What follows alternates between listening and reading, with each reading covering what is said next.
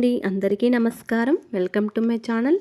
ఈరోజు నేను వీడియోలో బెండకాయలను సూప్ కాకుండా, ఫ్రై కాకుండా, జిగురుగా లేకుండా కర్రీని ఏ విధంగా చేసుకోవాలో చూపించబోతున్నాను. చూడండి ఫ్రెండ్స్, కర్రీ అనేది ఈ విధంగా ఉంటుంది. టేస్ట్ కూడా చాలా అద్భుతంగా ఉంటుంది. దీనికోసం నేను 3/4 కేజీ బెండకాయలను తీసుకున్నాను. బెండకాయలన్నీ వాటర్లో ఉప్పు వేసుకొని ఒక 2 టైమ్స్ కడుక్కోవాలి. ఎందుకంటే బెండకాయల పైన డస్ట్ అనేది ఎక్కువగా ఉంటుంది. అందుకే మనం 2 టైమ్స్ 3 టైమ్స్ అయినా కడుక్కోవాలి. ఇలా కడిగిన తర్వాత బెండకాయలన్నీ మొత్తం ఒక ప్లేట్లో తీసుకొని 10 మినిట్స్ వరకు ఇలాగే ఉంచుకోవాలి. అప్పుడే బెండకాయల పైన ఉన్న తడి అనేది ఆరిపోతుంది. బెండకాయలు మొత్తం లేతవిగా ఉన్నవే తీసుకోవాలి.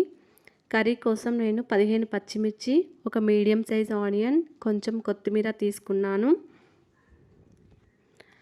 బెండకాయలను మరీ పెద్దవిగా కాకుండా, మరీ చిన్నవిగా కాకుండా ఇలా మీడియం సైజ్ ముక్కలుగా కట్ చేసుకొని పెట్టుకోవాలి. మరి చిన్నవిగా కట్ చేసుకుంటే జిగురుగా అయిపోతుంది కర్రీ అనేది. ఈ విధంగా మీడియం సైజ్ ముక్కలుగా కట్ చేసుకొని వీటిని కూడా ఒక 10 మినిట్స్ వరకు ఇలాగే ఉంచుకోవాలి. అప్పుడే వీటిలో ఉన్న తడి కాస్త ఆరిపోతుంది. ఆనియన్స్, పచ్చిమిర్చి, కొత్తిమీర కూడా కట్ చేసుకొని పెట్టుకున్నాను. కర్రీని ప్రిపేర్ చేసుకుందామండి. నేను ముందుగా స్టవ్ ఆన్ చేసుకొని ఒక కడాయి పెట్టుకున్నాను.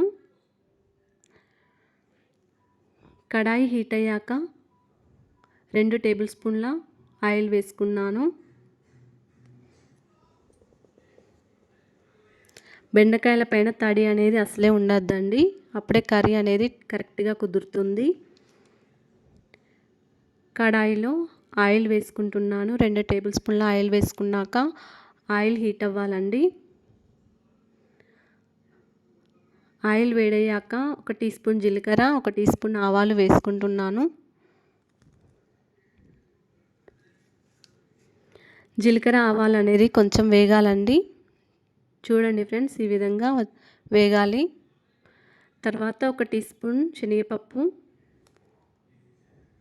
1 టీ స్పూన్ మినపప్పు వేసుకుంటున్నాను.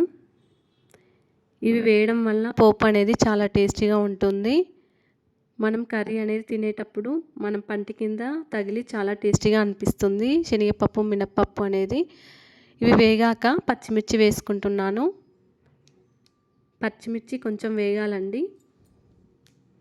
శనగపప్పు, మినపప్పు కూడా గోల్డెన్ కలర్ వచ్చే వరకు వేయించుకోవాలి ఆయిల్లో. పచ్చిమిర్చి కూడా వేగాలి. ఈ విధంగా వేగాక ఆనియన్స్ ముక్కల్ని వేస్తున్నాను. మనం కట్ చేసి పెట్టుకున్న ఆనియన్ ముక్కల్ని వేస్తున్నాను. ఇవి కూడా ఆయిల్లో కొంచెం వేగాలండి.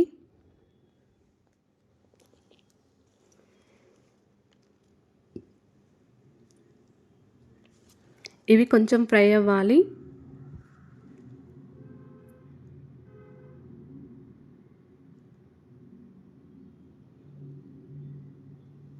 ఇలా మధ్య మధ్యలో ఒకసారి కలుపుతూ ఉండాలండి.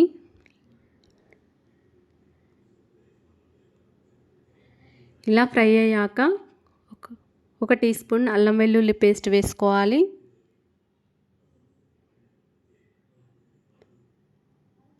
ఒక టీ స్పూన్ పసుపు వేసుకోవాలి.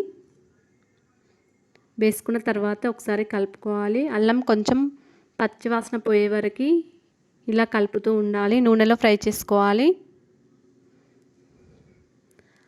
అల్లం వెల్లుల్లి పేస్ట్ కొంచెం పచ్చివాసన పోయే వరకు మనం ఇలా ఫ్రై చేసుకోవాలి.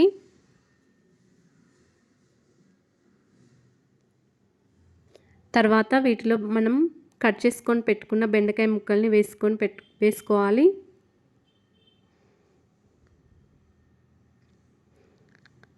మనం స్టవ్ అనేది సిమ్లో పెట్టుకోవాలండి.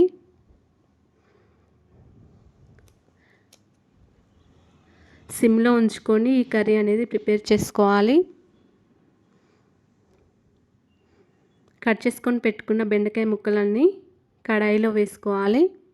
వేసుకున్న తర్వాత ఈ విధంగా ఒకసారి కలుపుకోవాలి. చూడండి, ఈ విధంగా ఉంటుంది. ఇది కొద్దిగా ఫ్రై అవ్వాలండి. దీనికి రుచికి సరిపడా సాల్ట్ వేసుకోవాలి. ఈ సాల్ట్‌తోనే కొద్దిగా బెండకాయ ముక్కలన్నీ కొంచెం ఉడుకుతాయండి.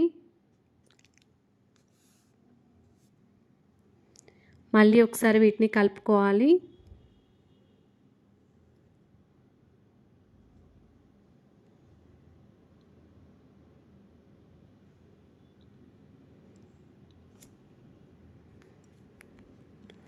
మీడియం టు హై ఫ్లేమ్‌లో పెట్టుకొని ఫ్రై చేసుకోవాలి.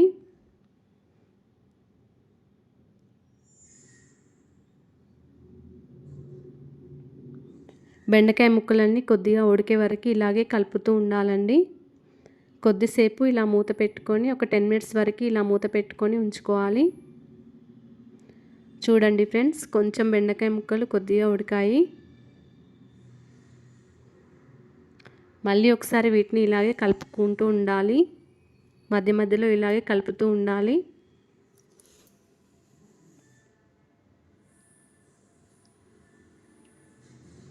ఇక్కడ నేను కారం వేయట్లేదండి. మీరు కావాలంటే కారం కూడా వేసుకోవచ్చు.